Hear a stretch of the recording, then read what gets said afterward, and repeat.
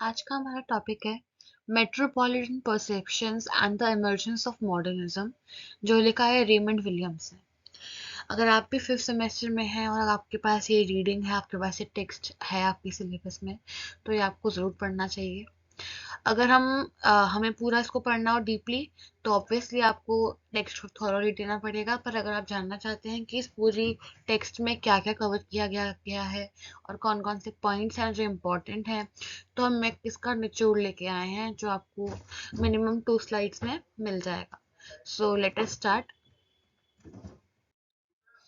Prominent cultural critic, अगर हम बात करते हैं रेमंड विलियम्स की, तो ये बहुत ही ज़्यादा अच्छे क्रिटिक हैं। मतलब ये अपने जो विचार प्रकट करते हैं अलग अलग कल्चरल टेक्स्ट पे, जो अलग अलग सेक्शन से आते हुए लोग लिखते हैं, अलग अलग कल्चर के लोग लिखते हैं, उनके टेक्स्ट को, उनके लिखे हुए कामों को ये उनमें क्रिटिसाइज करते हैं, उनके बारे में अपना पॉइंट ऑफ व्यू देते हैं, उनकी अच्छाई करते हैं, कुछ ना कुछ उस पर अपना पॉइंट ऑफ व्यू देते हैं।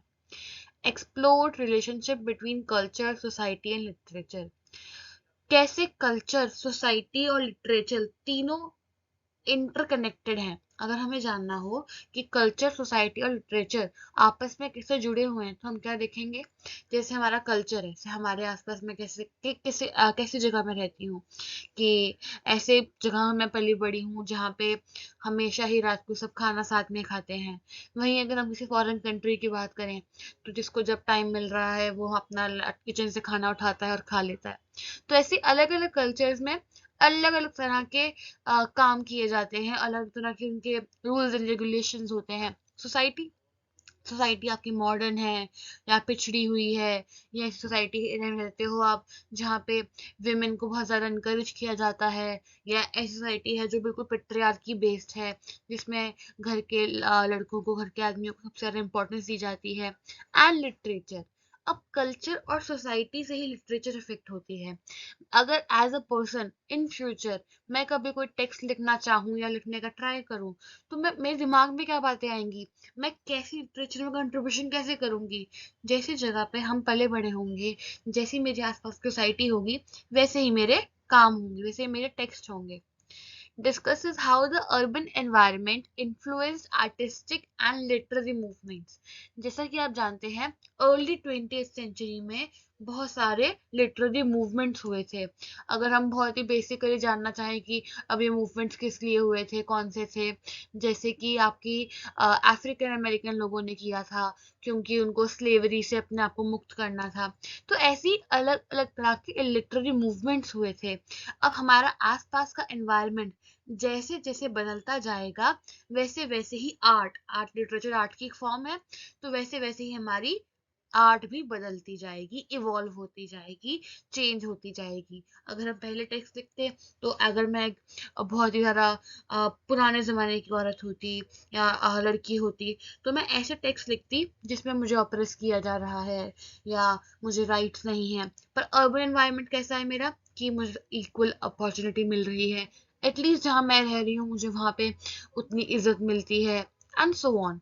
तो ऐसे ही आर्टिस्टिक जो हमारा अर्बन एनवायरनमेंट है, जो हमारा इवॉल्व होता हुआ एनवायरनमेंट आजकल का, इससे हमारे लिटरेरी मूवमेंट्स डिसाइड होते हैं।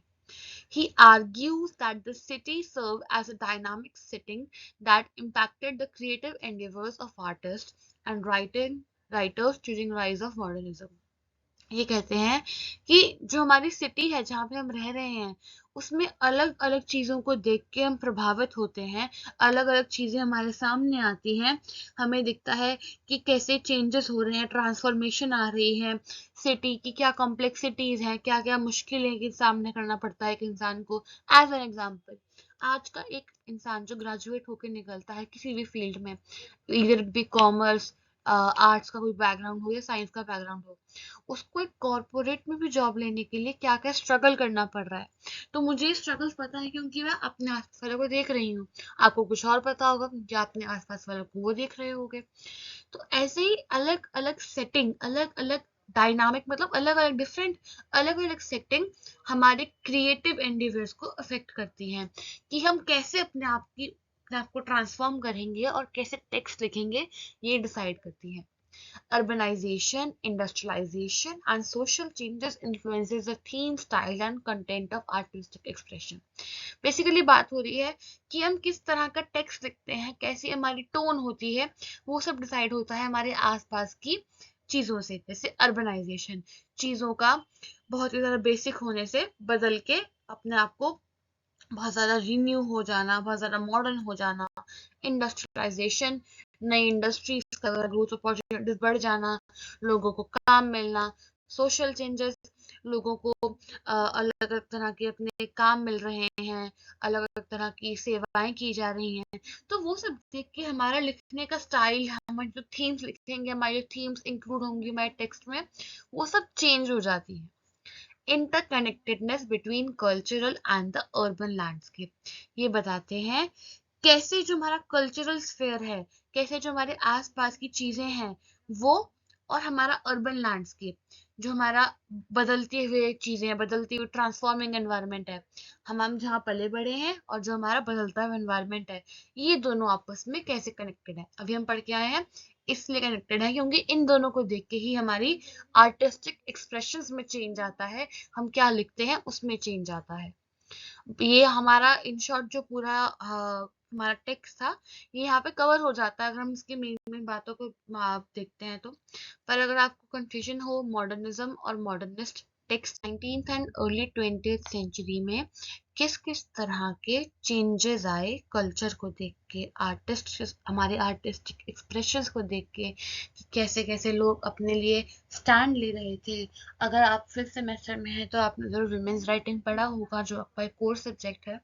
तो उसमें क्या था कि जो अफ्रीकन अमेरिकन वुमेन है, उन्होंने अपने लिए कैसे स्टैंड लिया, कि वहाँ बहुत टाइम लगा, उन्होंने स्लेवरी झेली, उन्होंने ऑपरेशन झेला, but at the end of the day they got their freedom.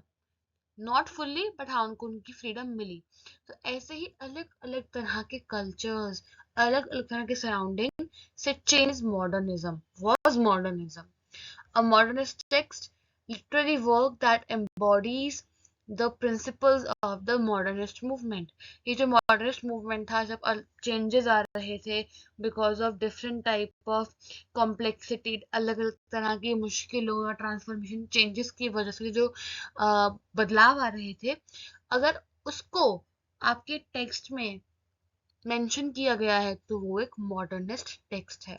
आपको इसी पेपर में आपको डिफरेंट आपके मॉडर्निस्ट टेक्स्ट मिलेंगे। And if you want the video for any of the text, you can comment down. Do not forget to like, share and subscribe. Thank you.